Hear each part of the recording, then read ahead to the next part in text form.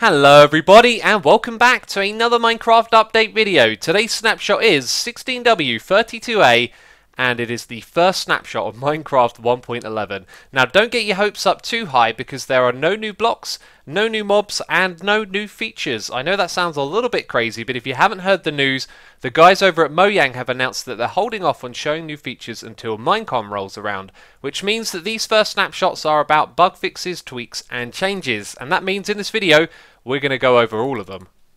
This first change may give you a case of deja vu, and that's because in the snapshots of 1.10, this was temporarily added into the game. We have unique spawn eggs for each of the different mob types. Unfortunately, it didn't make it to the full release of 1.10, but now it is back in the game. So you can see here that zombie villagers can be spawned with a spawn egg, including husks, and the reason this wasn't available before is because they are like a subtype of the zombies. So now you've got unique spawn eggs for all of the mobs in the game.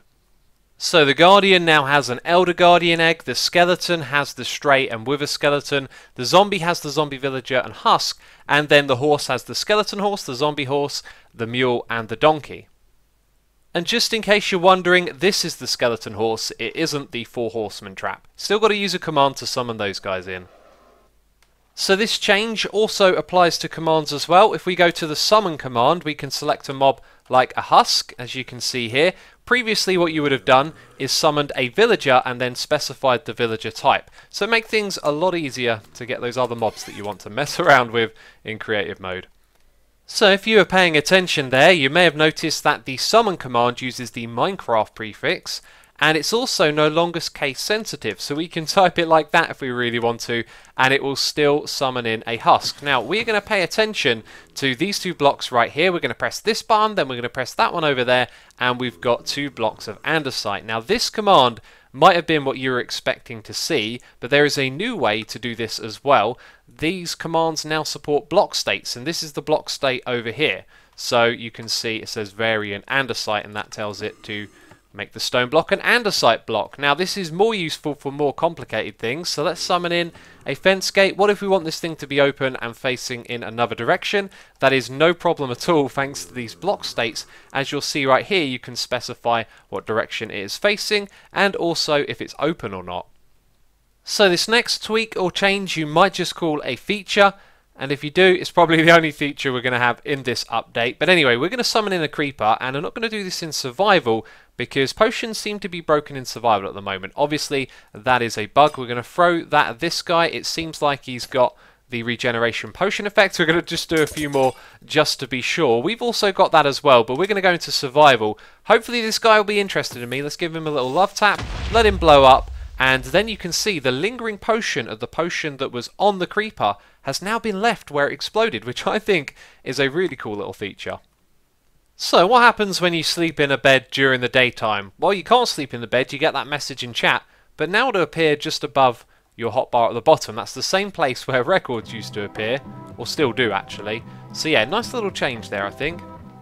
This next change is a big deal in my opinion, and it's for the best. If you don't know what the saturation in the game is, it is something that affects your hunger meter, and it is drained by doing various activities. Now you can replenish your saturation by eating various types of food. So rotted flesh is not very good. When you eat this, your hunger bar will go down a lot. If you eat bread, it's okay. If you eat golden carrots, it's supposedly the best for saturation. And what the saturation will do is make it longer until your hunger bar starts to go down again. So various things like running around, getting into fights, sprinting, or even jumping up and down, and I believe flying as well, will deplete the amount of saturation that you have, and that means that you need to eat more frequently. So the idea is that there is now a lot of eating in this game, because when you're fighting with mobs, some of that saturation is used to regenerate your health. So fighting now involves eating a lot, and to combat that, Jeb has decided to make these sorts of activities require less saturation overall. How much? I don't have the numbers, I just don't know, but it's an important change, and one I think you'll notice when you're out there fighting mobs. This next change, well, it's actually a bug fix. It requires the Mythbusting world, because we covered this in an episode of Mythbusting, and it has changed. So we're going to summon in a skeleton. This guy has 10 health. We're going to whack him with an arrow like that, and you can see, well, he survived, but then the daylight killed him. Now we're going to shoot him with an arrow that has instant health 2 on it, and previously there wouldn't have been any difference as the effect wouldn't have been stacked on top of the damage of the arrow, and now as you saw right there, it does actually apply that damage to the skeleton. This next one is also listed as a bug fix. It is a fix for item elevators, a really pleasing one. So in this chest right here we've got a whole bunch of items. We're going to break the redstone so it can flow through the hoppers, and with this simple bit of redstone right here you can see that the items make their way up to the top. Now I've only done some quick and crude testing here, but it really does look like it works, and what's happening here is the items seem to sort of bump up one block at a time, and that way they safely always make their way to the top here, which is a very pleasing change. So now we're going to move on to the bug fixes. This first one, you guessed it, has been sorted out. Have you ever seen this before? The block is going to drop down below, and it's not actually there. It is of course up here on the command block, as you can see, because we now picked it up. That one has finally been fixed. That is one of the oldest bugs known in this game. Look at this guy's neck. He's got no blocks there. We can see inside the chicken head. It's crazy. Actually, it's not crazy. It's just a bug. Another one that has been squashed. Isn't that right, guy? It's taken years, but it's finally going to happen. Minecrafters all around the world will rejoice. Let's hop in this boat, and you can see our hunger bar. Yay! Not really. Those of you that love maps and love the colours that appear on them, you can rejoice because these ones will now have the correct colours when they appear on a map. Do you like spawning mobs on fence posts? I know the answer is yes, and this always happens, doesn't it? Well, that's another bug that's been fixed. Don't worry, there's nothing wrong with your eyes, it's just another bug that's been squashed. Endermite and silverfish in a boat didn't look too good in 1.10, did it? In 1.11, don't worry, everything is back to normal. I'm thinking of a recent episode of Hermitcraft where me and Iskall were pushing villagers around in minecarts, and some of them would disappear outside of the minecart. This is listed on the bug tracker as being fixed. I don't know how to recreate the bug specifically though, so I can't actually test it. Let's hope though, fingers crossed, that that's not going to happen anymore. This next one doesn't bother me so much, but I imagine it's pretty frustrating for players who like to use a compass. When you come back from the nether, it can be pointing in a wrong direction. Obviously, that's pretty catastrophic if you're trying to head back to spawn and it leads you to a different place. So that one's been fixed. This next one would have really ruined your day if you were uncrafting some diamond blocks. Now, I'm going to uncraft enough to put in this space down here. Previously, if I were to shift click this, it would move one into the inventory and it would delete the other 8.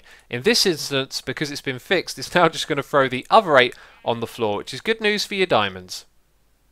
Did you know you can summon the Wyvern with a custom name? Well, you can, but now... Whoa! That guy's loud. Yes, the name of that Wither will also appear on the bar at the very top of the screen, which is going to be a useful tool for map makers. That one will also work on the Ender Dragon as well, and when you drop an anvil from a height, it can break. And it makes a noise when it breaks, but previously that would only work when you were using the anvil. Now it will make a sound when you drop an anvil as well. Now we're getting to the talky stuff. Resource packs. There's been a new version implemented, number 3, and all I can tell you is that all of the files within your resource packs will now need to be a lowercase, and that's it. That's all I know at this point. There might be some other changes as well, but it's something you might like to know about. It also says on Mojang's official blog post that some mobs are now afraid to get in the water, and I don't know how to suss out what exactly it is that they've changed. I can't really see any differences, but there you go. Skeleton traps, also known as the 4 horsemen, are now less likely to spawn during a thunderstorm. There is also a bug where if your do mob spawning rule was set to false, they would still be able to spawn, and that has been corrected. Last of all, there was a technical bug which I couldn't quite make heads or tails of, but something to do with hoppers being on chunk borders, and when the chunks unload and load, they can break what's happening with the hoppers and the redstone. It's another thing that breaks stuff in your world if you do lots of redstone, and it has been fixed. And that is it from me, this snapshot video. If you have enjoyed it, remember to leave a like. As always, thank you for your support on these videos, and be sure to leave a comment. Let me know what you think of the changes so far. We have no idea what the theme of this update is going to be or what the new features are, but I am excited for it, and we'll find out at Minecon. So, thanks for watching this video, and I'll catch you next time. Bye bye.